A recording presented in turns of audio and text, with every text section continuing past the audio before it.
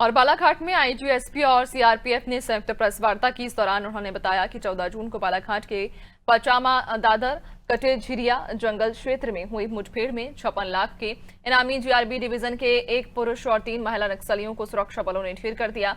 IG ने बताया कि नक्सलियों ने पहले सुरक्षा बलों पर अंधाधुंध फायरिंग की। जवाबी कार्रवाई में 4 माओवादी मारे गए और जंगल में बचे नक्सलियों की तलाश जारी है। मौके से SLR grenade launcher 2 315 bore rifle और भारी मात्रा में हथियार गोला बारूद बरामद किया गया है। आईजी संजय कुमार ने यह भी कहा कि जिले में अब नक्सलियों की संख्या घटकर करीब 30 रह गई है।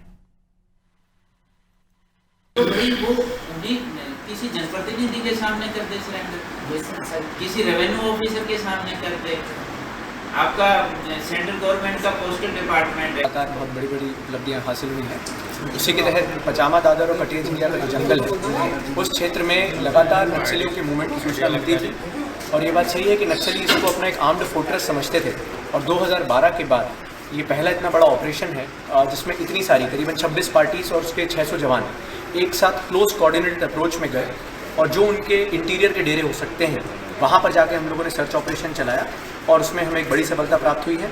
इसमें एक पुरुष नक्सली और 3 महिला नक्सली जो हैं जो ACM रैंक के कार्डर्स थे, जिसमें एक जो है वो बस्तर के रहने वाले हैं, एक कोरची महाराष्ट्र की रहने वाली है, अन्य जो है ये भी छत्तीसगढ़ के रहने वाले हैं। जिन पे करीबन कुल 56 लाख रुपए का इनाम था।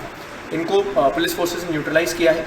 इसके साथ ही जो अन्य नक्सली थे जो इस मुठभेड़ में घायल हुए हैं उनको भी हम अभी ट्रेस डाउन करने के प्रयास कर रहे हैं। ये एक स्पेसिफिक इंफॉर्मेशन के ऊपर जब हम लोग कोऑर्डिनेशन करते हैं तो जो साइलेंस मेंटेन करने की बात है, जंगल वाले इलाके में उसका ग्रिड रेफरेंसेस सही कर रखने की बात है। और जैसा कि आप जानते हैं इन इलाकों में कोई भी मोबाइल कनेक्टिविटी वगैरह नहीं है। इसके बावजूद अपने आपस की कोऑर्डिनेशन को सही रख पाना अपने आप में एक सफल ऑपरेशनल स्ट्रेंथ की बात होती है।